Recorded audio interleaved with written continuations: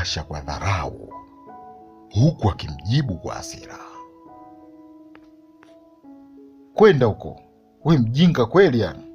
Unaniomba hela wakati mteja umemfukuza hapa, unategemea hiyo hela mimi naitoa wapi? Mbinguni au nichimbe chini? Asha akamjibu, yani mwanaume mzima unanijibu mimi mpenzi wako eti huna hela? Yani wanaume wadaa bwana. Ina maana wewe tangu asubuhi haujafanya kazi? Hebu acha tabia za ajabu. Mimi ninachotaka ni hela, nikaeke dawa kwenye nywele, mambo mengine hayanihusu hayo. Chris akamtazama Asha kwa dharau, alafu akafyonya na kuondoka huku akimjibu, kwenda huko, kamwambie babako akupe. Asha alibaki mdomo wazi kwa mshangao baada ya kusikia amejibiwa hivyo, huku Chris bila kugeuka nyuma akarudi pale kwenye kibaraza chao, akaketi kwenye kiti na kuegemea ukuta, huku akijifuta jasho kwa kutumia mkono wake. Asha hakuwa na budi kuondoka kuelekea nyumbani kwao, huku akifyonya. Na hapo ndipo Chris alipoanza kusema, kutembea na wasichana wa Kiswahili ni hasara kubwa sana. Haji akacheka, huku Innocent akasema, Haji, sio vitu vya kucheka hivi rafiki yangu jue. Chris akamjibu, bwana we, sicheka kitu gani? Kwani Chris ulivyokuwa unamfuata kumtongoza ulikuwa haujui kwamba yule mwanamke ni wa aina gani? Au kutokana na vile mwenyewe kwamba ulivyokuwa unaona ulinogewa labda na jinsi ambavyo alivyokuwa unamuona anacheza chura vizuri kwenye mashule ya watu mtaani nini, ukajitosa ndugu yetu? Haji alipoongea hivyo akamfanya mpaka Innocent na yeye akaanza kucheka,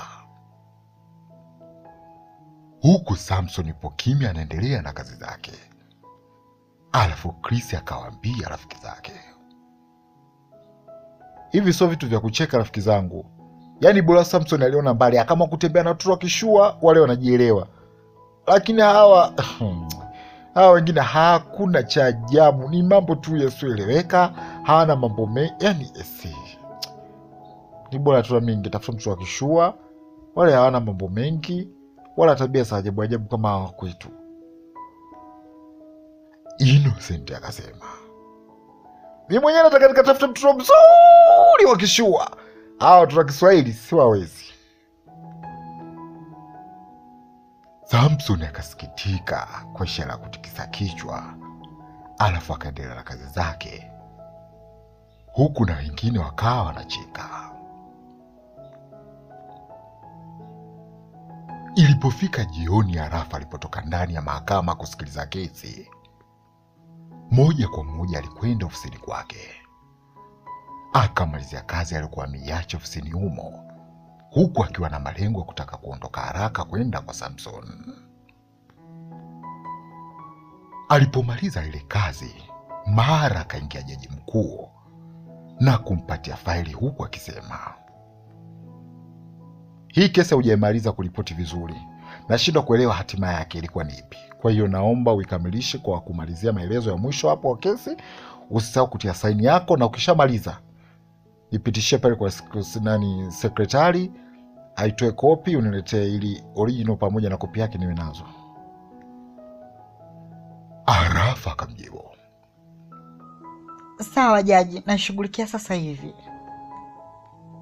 Kisha jaji mkuu akaondoka, huku Arafa akajishika kichwa na kukunja sura, akaanza kuongea peke yake. Yani ananichelewesha, mimi nataka kuwahi kwa mpenzi wangu jamani. Kisha akatazama saa ukutani, akakuta kuwa ni saa 11 kasoro. Alafu akalichukua lile faili, akalifunua na kuanza kulikagua vizuri. Kisha akaketi kwenye kiti, akawasha laptop na kuanza kulifanyia kazi.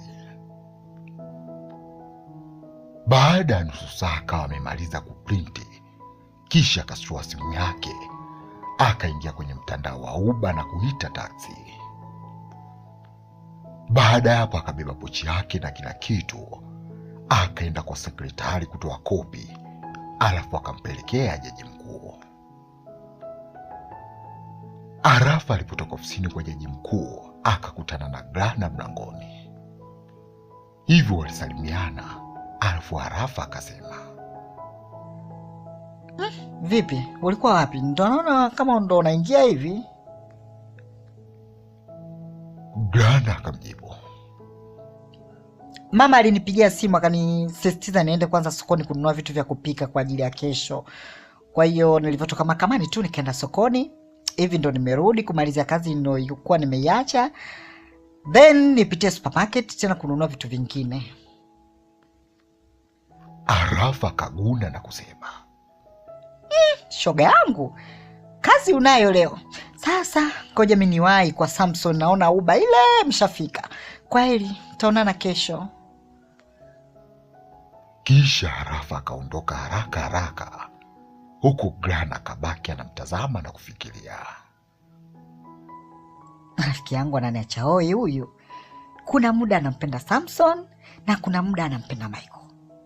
Mungu wangu, hamsaidie kwa kweli, achague mmoja wa kubaki naye.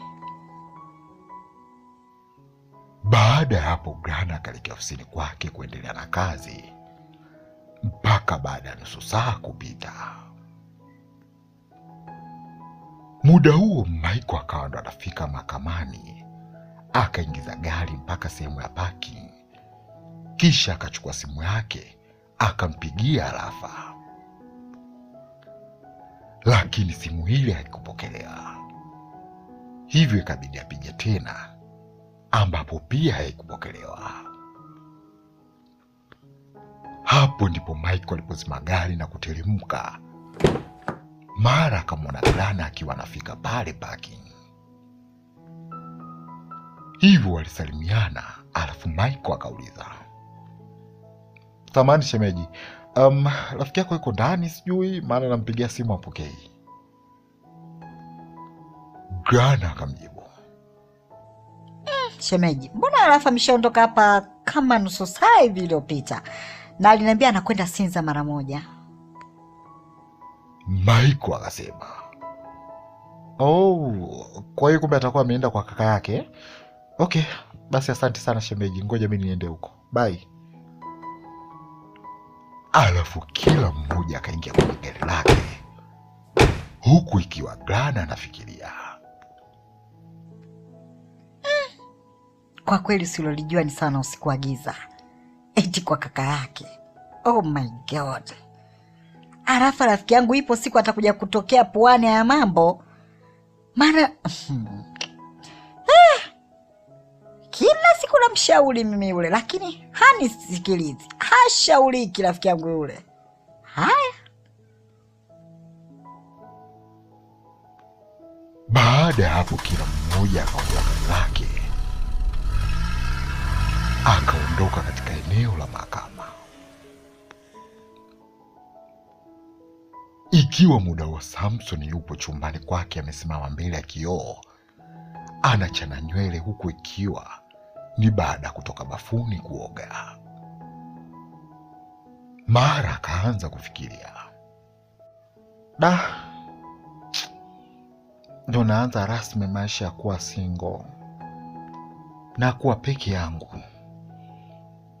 Sijui upweke kiasi gani nitakachokuwa nao, lakini Mungu nisaidie katika wakati huu mgumu. Naamini nitapita salama. Samson aliposema hivyo, akajikuta akikumbuka siku ambayo Arafa alikuwa anamchana nywele, huku akicheka na kutaniana. Kisha akakumbuka siku hiyo hiyo jioni Michael alimfuata Arafa hapo nyumbani akiwa na gari yake. Samson alipokumbuka hivyo, akajikuta akipatwa na hasira kali, akarusha kitana mkutani, alafu akageuka nyuma huku akihema juu juu, na machozi yakimlenga machoni. Punde si punde mlango ulifunguliwa, akaingia Arafa, ambapo Samson alipomwona Arafa akaanza kumuuliza kwa ukali, "Umefuata nini tena hapa?" Arafa akarusha mkoba wake juu ya kitanda huku akisema,